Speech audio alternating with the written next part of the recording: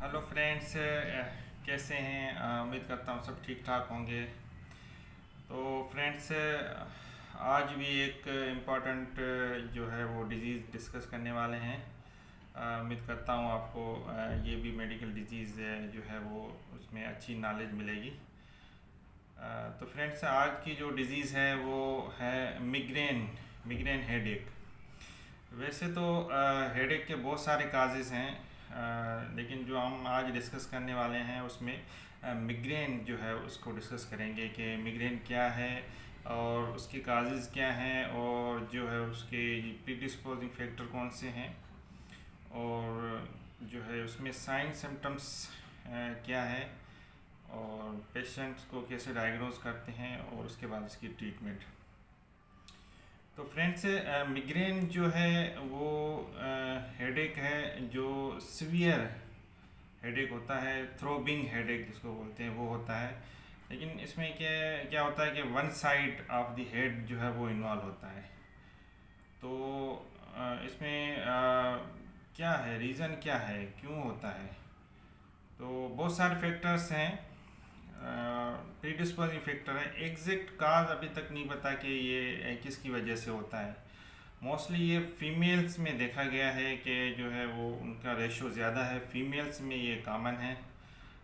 Reason अभी तक भी पता नहीं है कि क्यों, लेकिन जो फैक्टर्स कुछ जो डायग्नोज हुए हैं इसकी जो है वो पैथोलॉजी में, वो डिस्कस करेंगे कि क्यों होता है। पहला जो फैक्टर्स देखा गया है इसकी डायग्नोसिस में वो है कि हमारे ब्रेन में जो न्यूरोट्रांसमीटर्स होते हैं उसकी जो है इम्बैलेंस की वजह से ये होता है। तो बहुत सारे न्यूरोट्रांसमीटर है, सेरोटोनिन है, एसिटाइलकोलिन है। तो ये न्यूरोट्रांसमीटर की इम्बैलेंस की वजह से होता है। दूसरा ये देखा गया है कि हार्मोनल इम्बैलेंस, मोस्टली जो फीमेल्स होती हैं उनमें हार्मोनल इम्बैलेंस की वजह से ये मिग्रेन हेडेक होता है। उसके अलावा जो हमारी ब्लड वेसल्स है ब्रेन की, उसकी जो है वो स्टिमुलेशन किसी वजह से, तो फिर जो ये हेडेक जो है वो डेवलप होता है। और बहुत सारी चीज़ें हैं जो जो ये हेडेक करवाती हैं, जैसे इमोशनल स्ट्रेस। कोई जो पेशेंट है ज़्यादा डिप्रेशन में रहता है या स्ट्रेस लेता है इमोशंस की वजह से, तो फिर ये एग्रीवेट होता है। कुछ डाइटरी सप्लीमेंट जो है वो भी मिग्रेन जो है वो बढ़ाती है, जैसे ज़्यादा चॉकलेट लेना या ज़्यादा कैफीन है, ज़्यादा एक्सेसिव अल्कोहल जो है वो भी ये करवा सकता है। तो फ्रेंड्स, जैसे कि ये फैक्टर सारे जो मैं बता रहा हूँ ये प्रीडिस्पोज करते हैं। उसमें और भी फैक्टर्स हैं, जैसे स्लीप डिस्टर्बेंस हो गई है किसी की वजह से, इमोशंस स्ट्रेस की वजह से, तो फिर ये एग्रीवेट होता है।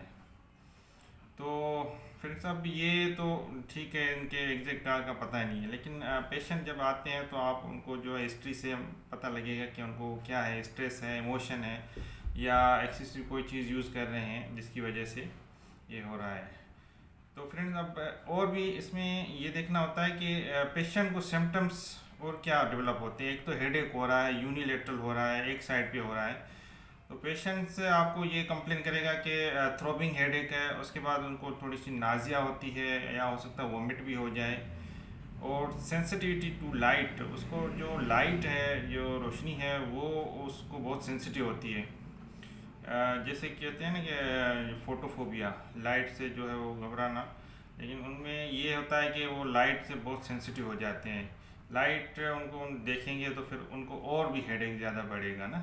किसी किसी पेशेंट में जो है वो आइज़ में विजन में थोड़ा सा प्रॉब्लम आ जाता है, डिजीनेस, वर्टाइगो, ये भी देखा गया है ना।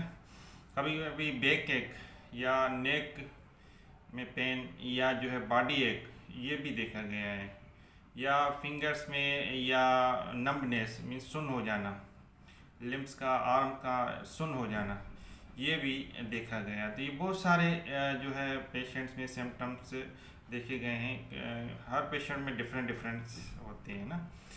तो फ्रेंड्स, ये तो एक आपने हिस्ट्री ले ली, ये है। उसमें फिर दूसरे हेडेक के काज एक्सक्लूड करते जाएंगे तब जाके आप जो है वो मिग्रेन हेडेक को डायग्नोज कर पाएंगे, क्योंकि इसकी कोई स्पेसिफिक टेस्ट नहीं है। इसकी जो है वो क्लिनिकल हिस्ट्री जो है वो आप पेशेंट से पूछ के डायग्नोज कर सकते हैं। तो फ्रेंड्स, आपने डायग्नोज कर लिया कि इनको मिग्रेन हेडेक है, तो फिर अब इसकी ट्रीटमेंट करनी आपके लिए इजी है। बहुत सारी मेडिसिन है। पहले तो हम जो है वो उसको पेशेंट को अश्योर करेंगे कि कोई बड़ी डिजीज़ नहीं है। आप जो है वो रिलैक्स रहें, इमोशन से दूर रहें। जो फैक्टर्स बढ़ा रहे हैं जैसे स्लीप डिस्टर्बेंस है या कुछ डाइट में ऐसी चीज़ें ले रहे हैं, उससे अवॉइड करें। उसके बाद जो है हम इसमें मेडिकल ट्रीटमेंट जो है उसमें मोस्टली यूज़ करते हैं analgesic, pain killer, naproxen sodium mostly use होती है। उसके अलावा सुमेट्रिप्टान है वो यूज़ करते हैं, ये कॉमनली यूज ड्रग है ना।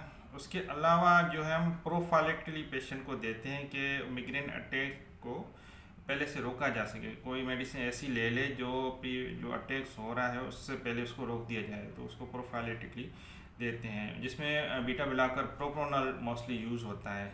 और भी बहुत सारी है, फ्लुनाराजीन है या ये मेडिसिन है, ये प्रोफाइलेक्टिकली हम पेशेंट को देते हैं।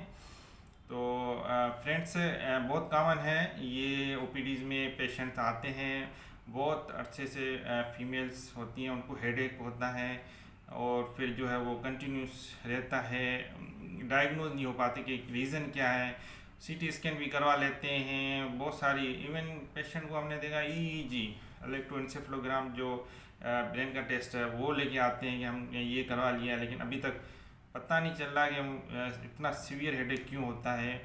वो समझते हैं कि हेडेक जो है वो किसी मास की वजह से ब्रेन में या कोई ट्यूमर है उसकी वजह से हो रहा है, लेकिन एक्चुअली जो होता है वो मिग्रेन होता है। सिंपल डिजीज़ है और इजी डायग्नोसिस है। आप जो है पेशेंट्स डेली ओपीडी में देखते होंगे। तो फ्रेंड्स, उम्मीद करता हूँ ये जो है एक बिल्कुल कॉमन डिजीज़ आपको अच्छी तरह से समझ में आ गया होगा, और जो है वो ओपीडी में देखेंगे या अपने घरों में ये देख सकते हैं ऐसे पेशेंट। नेक्स्ट टाइम जो है नेक्स्ट वीडियो लेके फिर प्रेजेंट होगा। ठीक है, चैनल सब्सक्राइब करें, लाइक करें। Thank you.